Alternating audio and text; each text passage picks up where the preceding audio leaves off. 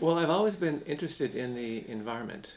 I grew up in Moorhead. I was born in Detroit Lakes, and one of my first memories is that my parents had a couple of atlases that they kept on the bottom shelf of a coffee table in the living room. And I spent a lot of time as a kid just paging through the atlas. And I didn't know about geography, I didn't know about the subject of geography, but I just knew I was fascinated by maps and by landscapes.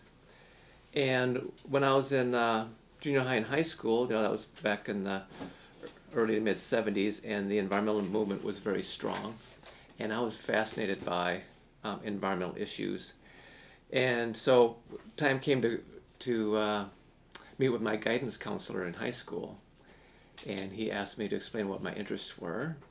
And he said, okay, that means you're a biology major. So my first quarter at college at Moorhead State University, I was a biology major.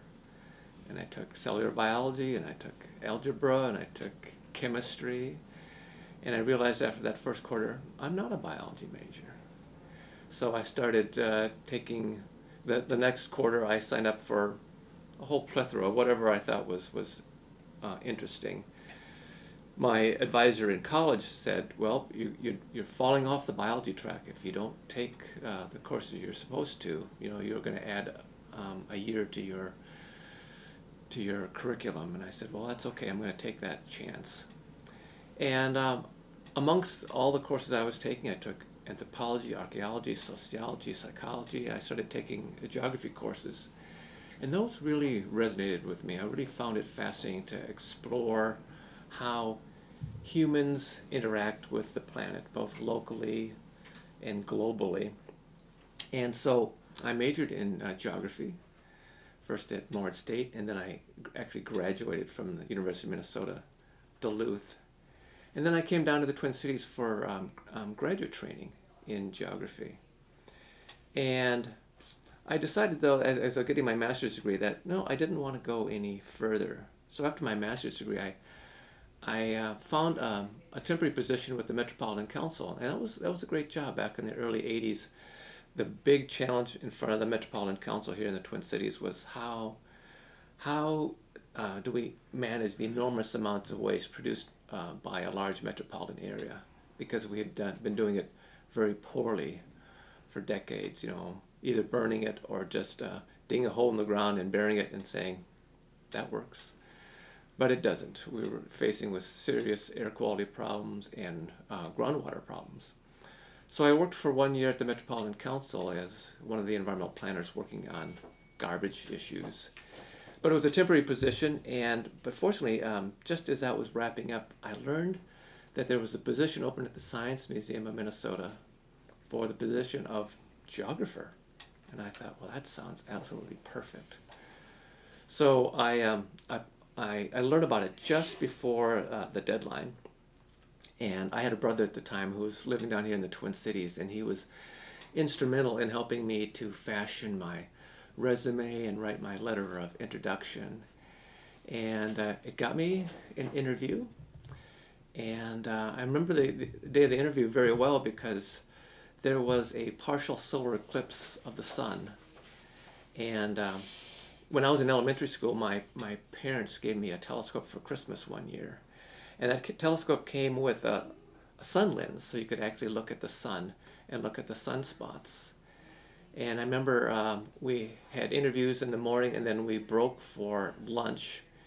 And this was the old museum, so there wasn't any food service in the museum, so we left the museum and were walking down the street with the person who was going to be my boss and one of his senior colleagues.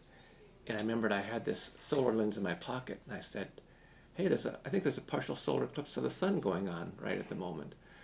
So we paused, and I held it up to my eye, and I could see the occlusion of the sun, and I passed around that lens. And I don't know if that was instrumental in me getting the job, but it felt really right that I was really in sync with the spirit of the Science Museum. And I got the position, got the job of geographer. And my title has evolved over the many years I've been at the Science Museum. It's 31 years now. So my job is developing environmental projects for the museum.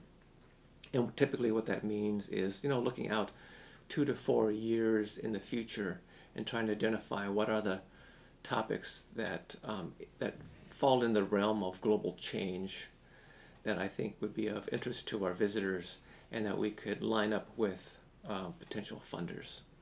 So that's the work that I've been doing, and that's how I got into it.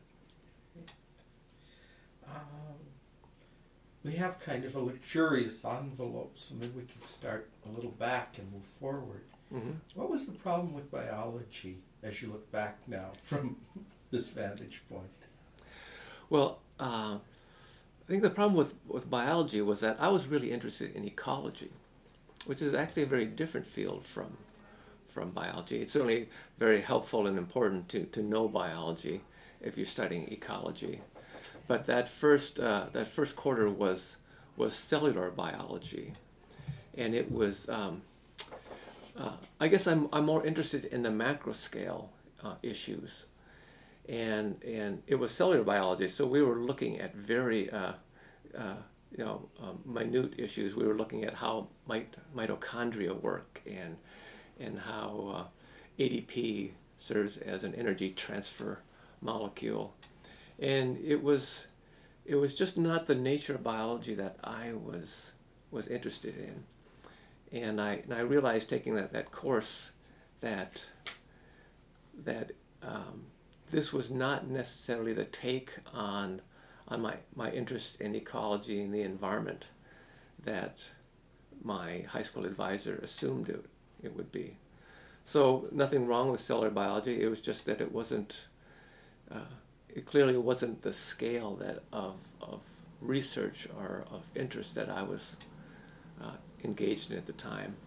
That was back in the mid '70s, and there were really big environmental issues at the time. Oil spills taking place off the coast of California, and horrible air quality issues in our cities, and a lot of concern about very persistent pesticides being used on agriculture. So I was really interested in those much larger macro scale issues. I see. And I suppose you were in classes with the people who were basically qualifying for med school. That is certainly a track. So if you are going toward med school, then at least at that time, and I suspect it's probably still the case, so I've been hearing intimations that there may be some evolving flexibility in that regard. But yes, it was a very linear track. That very first quarter you took cellular biology with the lab, and you took chemistry with the lab, and you took some kind of math. In my case it was advanced algebra, and then you did your English requirement, your composition requirement. And then the next quarter, and that time the system was on quarters, was just the next iteration. Biology, cellular biology 2, and chemistry 2, and algebra 2. And I was just, I had more eclectic interests. I'm fascinated by those early biology and chemistry courses and how they figure in people's biographies. I've heard so many. Oh, yeah. And it's an area of great importance. What's it like to be a potential geographer growing up in Moorhead, hanging out the northern part of Minnesota, hanging out in Duluth? Yeah. What happens to you in your thinking about people and land and environment and relationships growing up there? Well, I think I had the benefit of first being born in Detroit Lakes and lived there until I was about 4, and then my parents moved my 3 older brothers and me to the Red River Valley because he'd been offered a job at what was then Moorhead State College. But we still had relatives in Detroit Lakes, And we would drive back and forth between Morehead and Detroit Lakes many times over the course of a year. And they're just very different landscapes. You have Detroit Lakes in the midst of the woods and lakes of west central Minnesota, and then you just drive a little bit to the west, and then there you are in the Red River Valley. It is ping pong table flat. It's intensely agriculture. You have the Red River meandering tortuously down the middle of the valley. And I was fascinated by that difference in landscapes, curious about why they were so different. Had heard that there had once been this vast lake that Fargo and Morehead now sit at the bottom of. And I got very interested in how lakes came to be. Why were there so many lakes? And I came across a book that was all about how continental glaciation forms lakes, and can form lakes in actually very different ways. There's lots of different processes that can result in lakes being formed as the glaciers melt away. And so I got, I can't remember how I got them, how I ordered them, but I got all these big township maps of west central Minnesota, and carefully cut them and taped them together with rubber cement, and covered the whole wall in my basement bedroom with this giant map. And then I mentioned this book, and it would classify lakes as to lakes formed in outwash plains, or lakes that had formed in till, or lakes that had formed from streams that flowed underneath the glaciers. And so I would put all those identifications on those lakes, and then kind of look to see if there were any kinds of patterns into, what kind of lakes were in different kinds of topography. And thoroughly enjoyed looking at that map. And then that got me very interested in using maps to explore phenomena. And so I got a map of the world, and I also pinned that up onto the wall in my bedroom basement. And I decided that for 1 month, I would watch the nightly news with my dad, and every time a location was mentioned, I would write it down.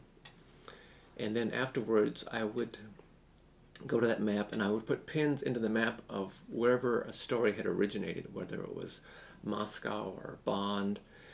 And at that time, it was the Iranian hostage crisis, so there are all these pins in Tehran, Iran.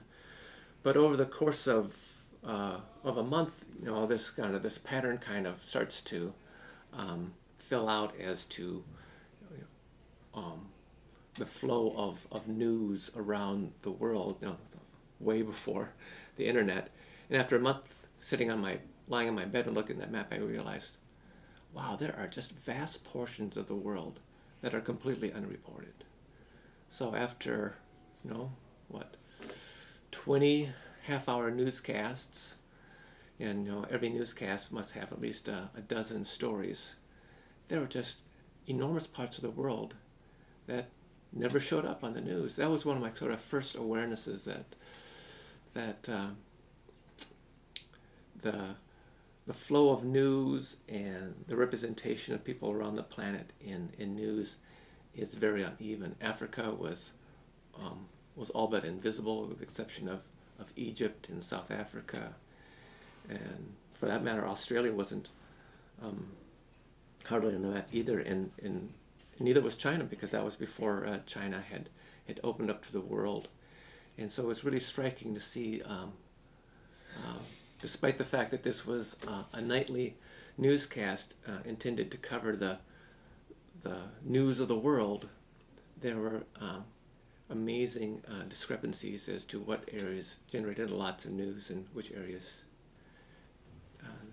weren't represented at all. Yes. A helpful window to kind of how a geographer grows up. You know, the engineering nerds with their electric sets. And this is archetypal. Oh, it is. The play map. Even before I knew what geography was, that's what I was doing. Yeah, I didn't even know that geography was a discipline until I dropped my biology major and just started taking courses in a wide variety of fields. I stumbled upon it, though, as you pointed out, there was an inherent interest in it. Just wouldn't have been able to define it. On those early interests, just to stay there for a second, I mean, Duluth comes into the picture at some point. Yeah. Were there important geographical thinking shifts as you moved east and got in touch with the lake and the big lake? Well, the move east was more of an escape, more a reaction to going to school going to college in Moorhead, as opposed to saying, this is where I want to go. And I liked Moorhead State. The problem is that I felt it was too much like being in high school. That it wasn't a different enough environment. That and I was very shy in high school, in my early college years, and so I realized that going to Moorhead State wasn't getting me out of my shell, because I was living at home and still interacting with people I knew from high school, and so I decided need to go to school somewhere else. And so I started kind of looking around where that might be, and I knew I was interested in the environment, and for a while I was thinking about going to the University of Wisconsin at Green Bay, because it had established itself as being very cutting edge in environmental studies. And I didn't want to go to the main U, because one of my older brothers had gone there for a year as an undergraduate, and just felt just overwhelmed by the enormous scale of the university, and how he felt so insignificant as one of tens of thousands of undergraduates at the time. So I thought, Duluth, that sounds interesting. That's a very different landscape than Fargo-Moorhead, and it's a public school, so I won't be costing my parents a fortune to send me to school there. And I thought, there's an enormous lake, and it's an interesting city. I'd only been there once before, but had been struck by, well, how completely different it is from Fargo-Moorhead. And it turned out to be really a great choice. And what struck me about going to University of Minnesota Duluth was that there were a lot of students there from the Twin Cities. A lot of students had graduated from high school in the Twin Cities and had decided that, at least for the beginning of their undergraduate career, or their whole undergraduate career, they weren't going to go to the main campus. They were going to leave town, like I had left Moorhead, and go to school somewhere else, and they had chosen UMD. And what I found fascinating was that even though Moorhead is part of Minnesota, many of the students that I met that were from the Twin Cities had no idea where Moorhead was. They'd heard of Mankato, and they'd heard of St. Cloud, but they had no idea where Moorhead was. And as sort of a budding geographer, I just found that fascinating, that we're all Minnesotans. We'd all graduated from high school in Minnesota, but I was completely off their mental map, even though mental mapping at the time was still very much in its early stages.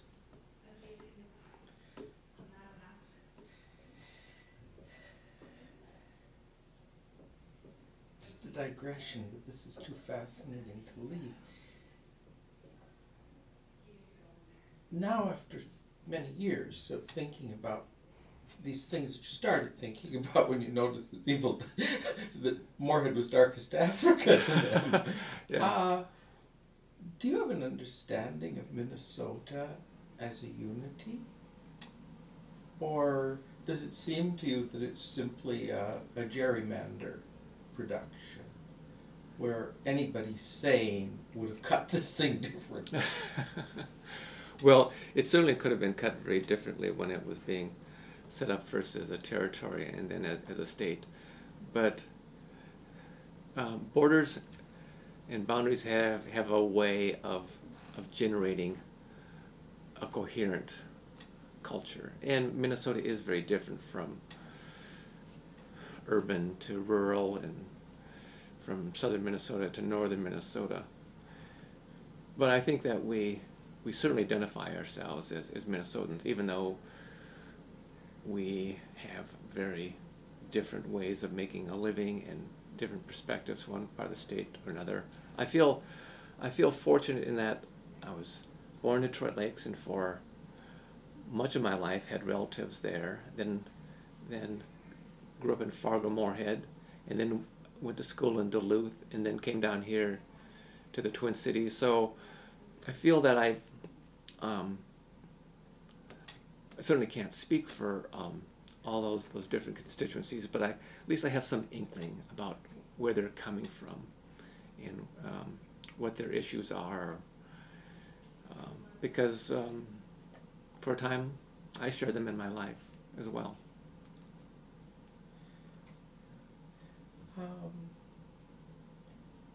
There was a major division in your history, which was the decision not to go on for a PhD. I'm curious how that came about. Sure. So I was doing my master's degree, and particularly that first year of your master's program is especially intense because you're taking all these required courses, and then I was a teaching assistant, and the workload is enormous. And you know, that winter, that first year, I realized, as I think most graduate students do, that you really don't have a life. You're either going to courses, teaching courses, grading coursework, or doing your own coursework, and I barely had enough time to. I was living in the Phillips neighborhood at the time. I barely had enough time to buy the food I needed, and I thought, well, I just wanted more time for myself, and so I told my advisor that I'm going to get the master's degree, and then I'm going to leave the program, and he didn't try to dissuade me, and so I left the program. And it took me a while to land the temporary position at the Metropolitan Council, but that was great. That was quite the lifesaver, because I was unemployed, and there was a recession at the time, so jobs were really hard to come by, and my mom was saying, well, you can always move back home to Moorhead, and I was thinking to myself, well, in theory, I could, but I'm going to hold out here as long as possible. And I got the job at the Metropolitan Council, and it was only a one-year position, and then it got extended through contracts. And then I came across this position at the Science Museum. One of my colleagues who was still in the graduate program at the time had seen the job posting and called it to my attention. And I got the job. And my boss had a PhD from the geography department at the University of Minnesota. And about a year into that job, he said, you know, if you want to go back and pursue your PhD, I'll help facilitate that.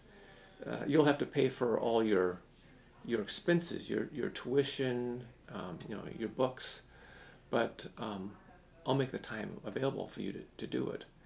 And I actually did that.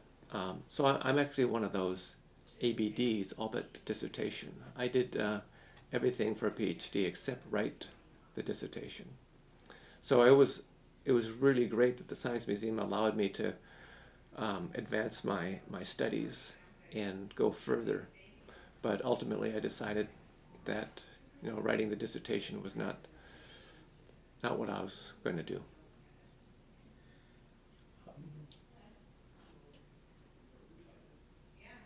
You spoke of a spirit to the Science Museum. Can you say a bit about what you encountered as the spirit of that place when you walked in and did the interview and met the people, and how does it feel like? Well, so at the time, I was an environmental planner at the Metropolitan Council, working on the solid waste master plan with quite a large score of other folks doing that work as well. And I really enjoyed the work, but I realized, you know, I don't think I'm really cut out to be an environmental planner. How would I describe it? It required a certain methodology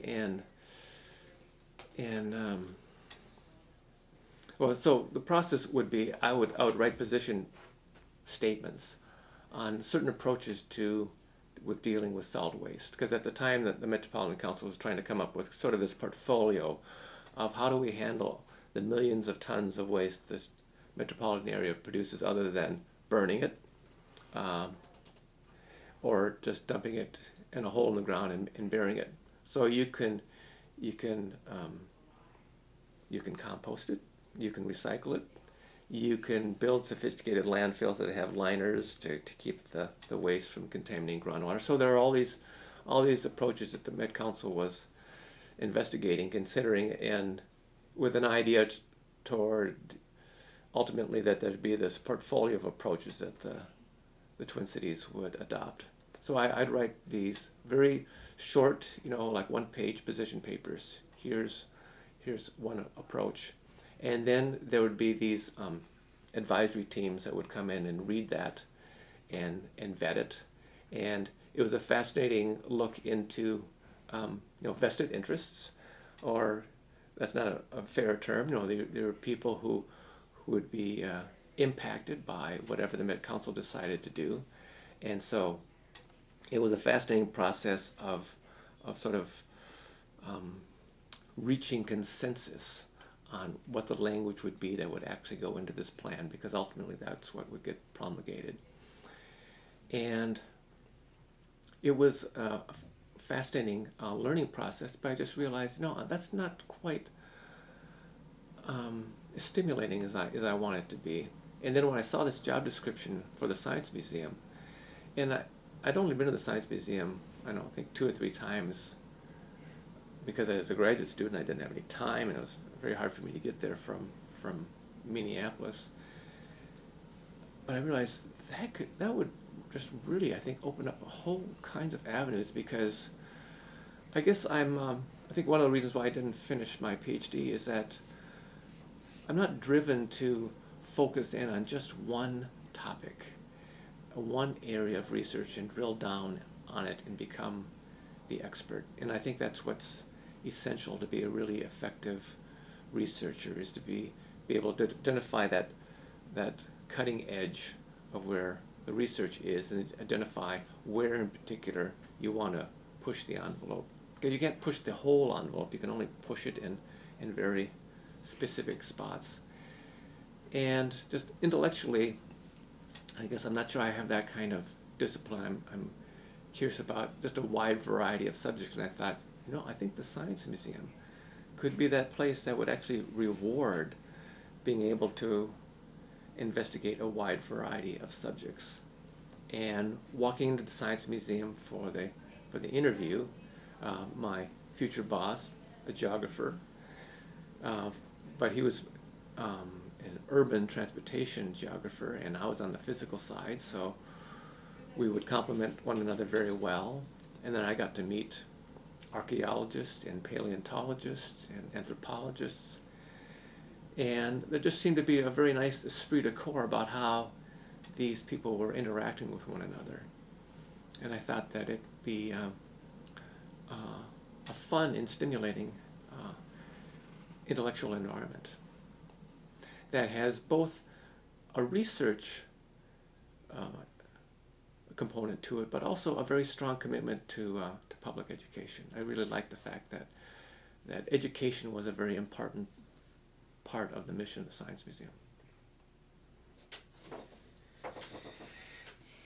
In popular culture, oddly, the lunchroom of a science museum has a kind of archetype. And it's the lunchroom in the Science Museum that Ross works in the serial Friends. Mm-hmm. So you have this picture of an unbelievably close and pretty healthy group of friends who get together for coffee. And then by contrast, the lunchroom at Ross's workplace, where people are very suspicious of each other, sit at their own table, are extremely hierarchical.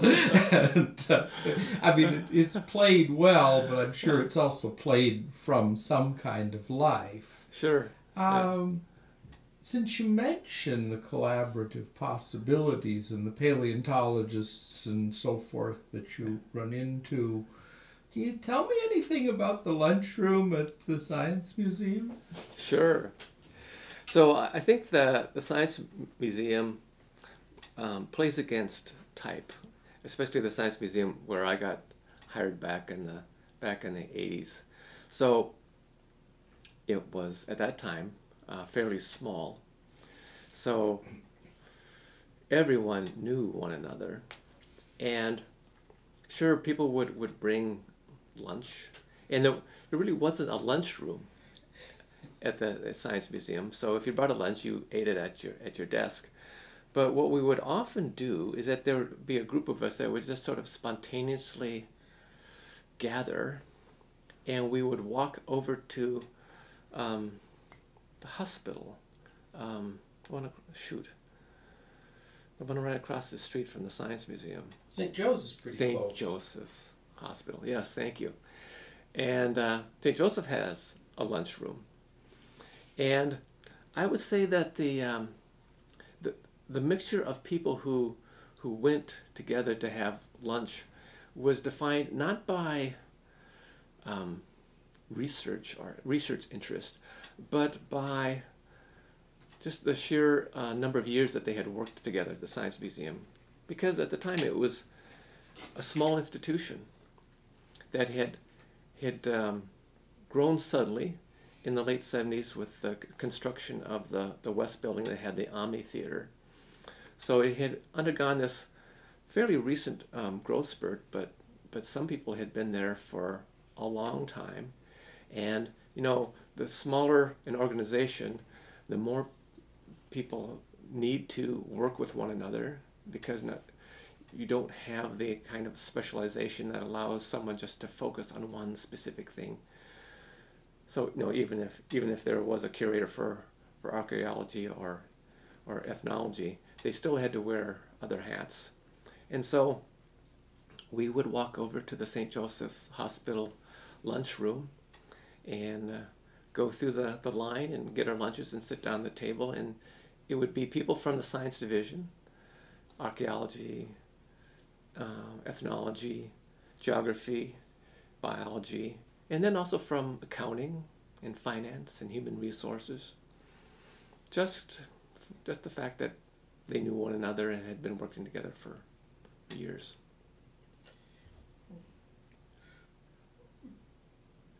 Were there actual cross-disciplinary conversations of substance happening? Oh yes, especially since so the Department of Geography had been a fairly recent addition to the Science Museum. So I joined the Science Museum in June of 1984, and my boss at the time, Tom Berwald, I think he probably joined the Science Museum in 80 or 81. And at the time, the science division was not receptive to the idea of a geography department being added to the science division, because they saw themselves, even though they were paleontologists and archaeologists and ethnologists, the one thing that united them is that they are collection-based disciplines. You go out in the field and you collect stuff. You dig up fossils. You do archaeological sites. Or you go down to Chiapas, Mexico, and you collect modern-day weavings and garments, and you do ethnological histories of the populations. And geography is not a curatorial-based discipline. Is my boss Tom Barrell would say, well, when and if we ever make room for St. Cloud, we'll bring St. Cloud in and we'll put it in the collections. But barring that, what we do is we interpret landscapes and human interactions with landscapes. So our tool are maps. And so Tom and I got along very well with the other members of the science division, but there was always that opportunity to poke fun at one another, because Science Museum wasn't the geography wasn't curatorial. So there was always that sort of otherness of geography, and at the same time, us being able to say, well, we bring a freshness to the Science Museum that perhaps is overdue. And so there would be that kind of interaction across the dining table in the St. Joseph's cafeteria.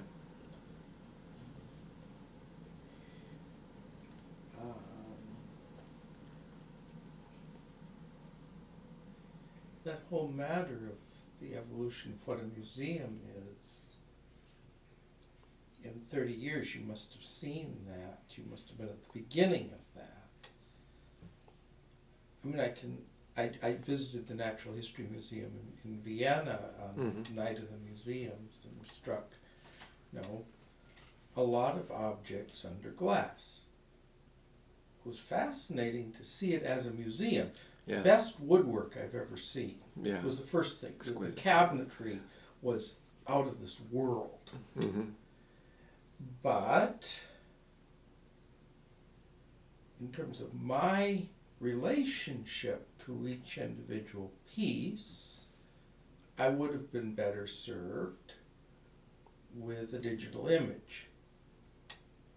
The glass that you can move and manipulate. And well, the glass was taking out the level of detail. I had no idea of the heft of the thing. Mm-hmm. Anything that I might have learned from the object was so limited by the display possibilities of the museum that really I was better off with a digital representation, essentially a map of the dinosaur. In other words, if somebody had given me a decent map of the Brontosaurus, there was virtually nothing that I, as a non-curator, could learn about that Brontosaurus by seeing it entirely, assembled. Except, damn, this thing is big. Now, if you're somebody who's never seen it, you have no access to all these other ways of understanding the Brontosaurus, and you're brought face to face with one, it's a very big deal. Yeah. And a very big, as it were, blessing on you that you actually get us that chance to see it. Yeah. And worth a whole lot of money wiring all those little bones together. Yeah. At the same time, if you have thousands of ways of getting at a Brontosaurus, it doesn't entirely matter. I mean, that's the sort of funny response I had. Plus the fact you have to look through the bottoms of all the people who are also trying to look at the Brontosaurus. Yeah. So I guess the thing I'm wondering about is if you had 30 years to look at a museum and look at a museum culture and come in as the new kid with the strange stuff that really doesn't fit and that everybody's a little suspicious of, but nevertheless you're part of the team and you go to lunch. What do you see happening with the idea of a museum over this career? Well, I think, the Science Museum thinks of itself as actually being a hybrid. It's a natural history museum, in part, but it's also a science and technology center. So, so the inside baseball of museums and science centers is that you have museums, and they define themselves as institutions that hold collections in perpetuity. And then you have science centers who don't have collections. They are wholly focused on science education, informal science education, and science outside of the classroom, and making science in all its forms as engaging as possible. And we consciously, intentionally became a hybrid institution. We're still collecting. We still have curators. But we wanted to expand the realm of what a museum is, because we wanted to be able to interpret not just the sciences where we have our own expertise, but the whole world of science. And that meant opening up the exhibit development process to be able to explore topics where we don't have the content expertise, but where we have the expertise in how to design, develop, and fabricate exhibits. So I think that's really opened up a lot of opportunities for ourselves and also for our visitors, because we're not inhibited by topics where we don't hold the content expertise. We feel very comfortable in having the experiential expertise, and being able to partner with other institutions or individuals that hold the content. I've worked with the Science Museum for 31 years, and I don't think there's a project that I've ever done that didn't involve partnerships in one form or another with either individuals or organizations beyond the walls of the museum. And so I think the way we imagine ourselves is playing that role of being the intersection between science and society, and helping to not just interpret science, but the implications of science on society, and vice versa, how society interacts with science. So my last interview about a museum was with a very much bigger museum director, and he was very proud. The Kunsthistorisches is in Vienna. Yeah. And he was very proud of the fact he had about 100 working scientists under him. And the idea was they were working on their stuff. They were publishing, he was publishing on his specialty, and they were taking time then to help curate things. How's the relationship between individual scholarly work, and curatorial work at the Science Museum? How are those jobs imagined? Well, the Science Museum's, I think, curatorial division has actually shrunk in the 31 years that I've been at the Science Museum. It is increasingly difficult for museums to be museums. Those that are able to do, as that museum does in Vienna, have an enormous curatorial staff and be able to do research all over the world are very few. So, the American Museum of Natural History in New York, the California Academy of Sciences in San Francisco, just to name two, are really big institutions that have, I would say, they have the endowment, and they are in very wealthy cities that are able to support a really strong curatorial-based research focus. But saying that, even the California Academy of Sciences, even though it is still dedicated to doing curatorial-based research under the new director, Jonathan Foley, is also infusing into that research an intention that it play an even stronger role in helping society understand the implications of global environmental change. That my interpretation is that even for the California Academy of Sciences, just doing the science just for the pure sake of doing it is still valued, but but now needs to also encompass the fact of we are confronted as a global species with the sixth massive extinction on this planet, and how can this research help prevent that from happening? So I think that, and I hope actually that museums play, those museums that are still have strong curatorial research focuses can play a stronger role in not only doing the research but articulating what the implications are of living on a human-dominated planet. Because I think that the decisions that are made individually and collectively over the next 20 to 30 years will have ramifications that extend centuries and millennia into the future. So we're at this fulcrum where I think that it's very important for museums to play a very strong role in helping everyone to understand where we currently sit in this area of extremely rapid global change.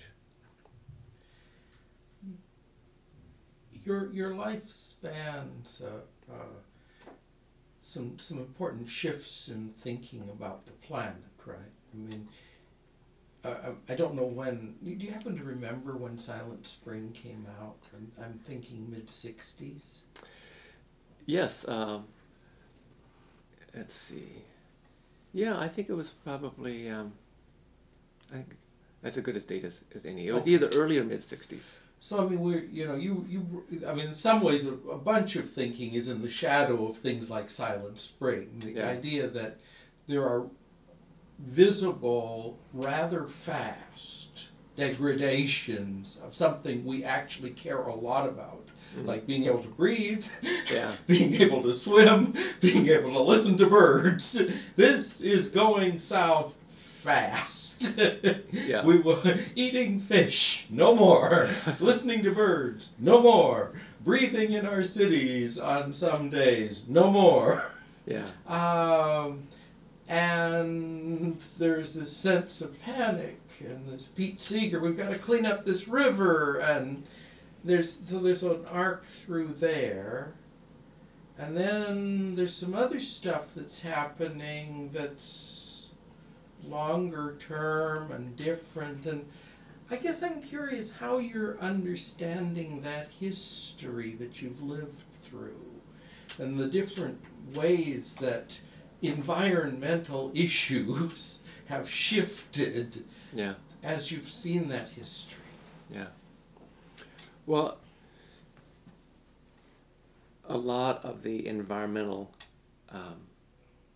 initiatives of the 60s and particularly the 70s were prompted by environmental degradation that was clearly obvious to everyone. You didn't have to be a scientist to walk down to the river and see the fact that it was all but dead. You didn't need to be a chemist to smell the poor air quality, and you didn't have to be an expert to see roadways festooned in litter. So I think a lot of what we did in the 60s and 70s was clean up egregious environmental issues. And the nice thing about stopping the discharge of raw sewage into a river is that the next day it's better. It only takes a day, and it's markedly cleaner the next day. I think that the challenge is that the lessons that we learn about the environment, we don't play forward.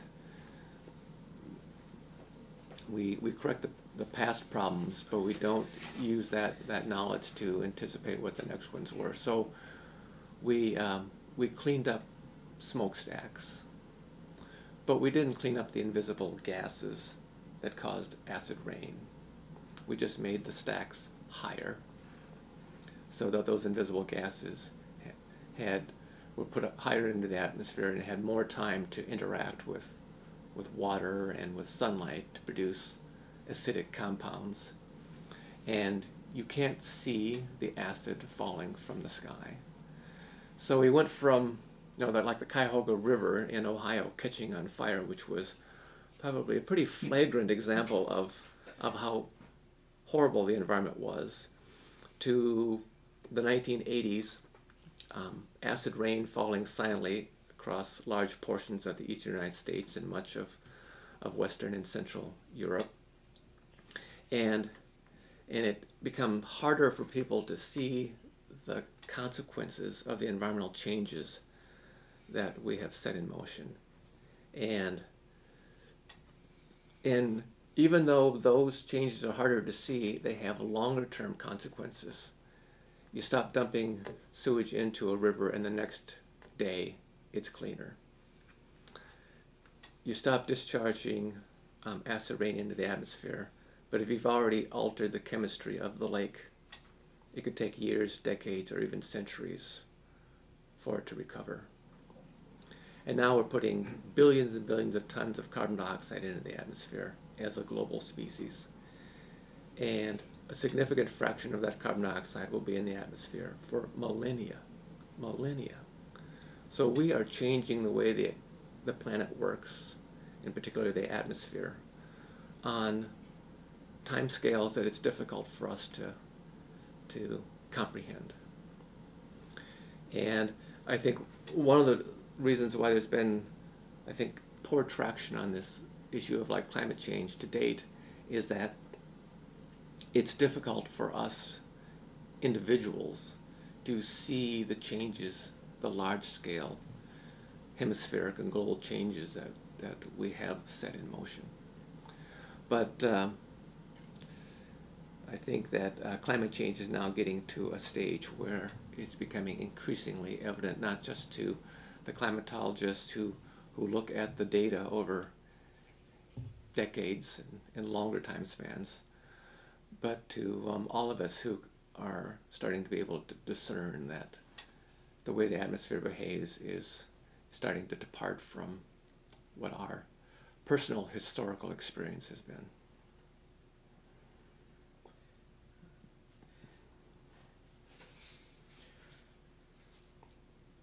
I mean,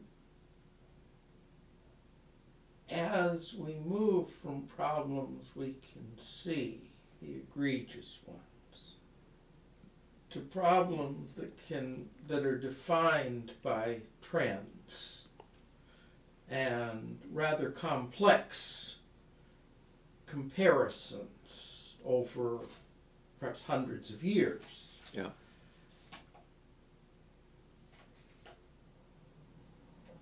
How do you avoid despair as a public educator?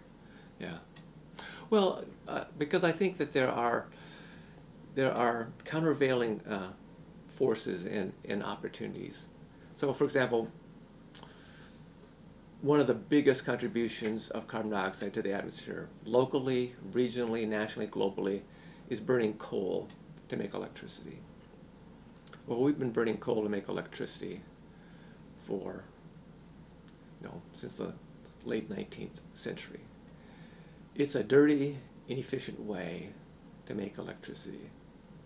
And burning coal produces carbon dioxide, which is an odorless, tasteless gas that goes into the atmosphere, which has long-term repercussions. It also produces lots of very fine particulate that goes into the atmosphere that can have very immediate consequences for people's personal health.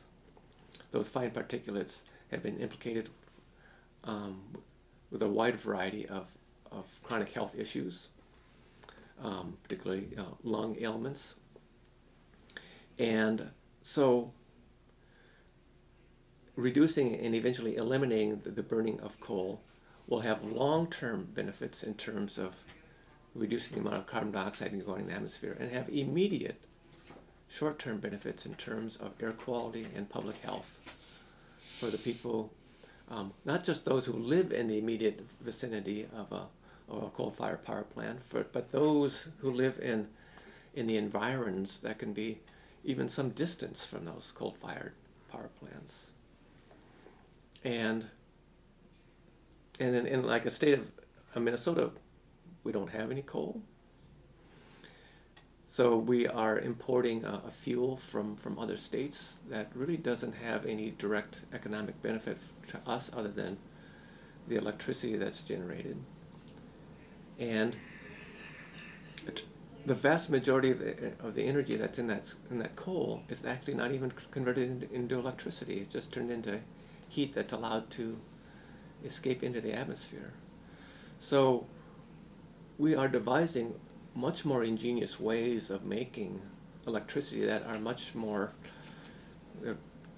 create more jobs for us, create greater economic opportunity for us, and have significant environmental benefits. Wind power and solar in Minnesota are growing rapidly, and the costs have plummeted to the point, in fact, where wind power, putting in new wind power, is actually cheaper than building a new coal-fired power plant.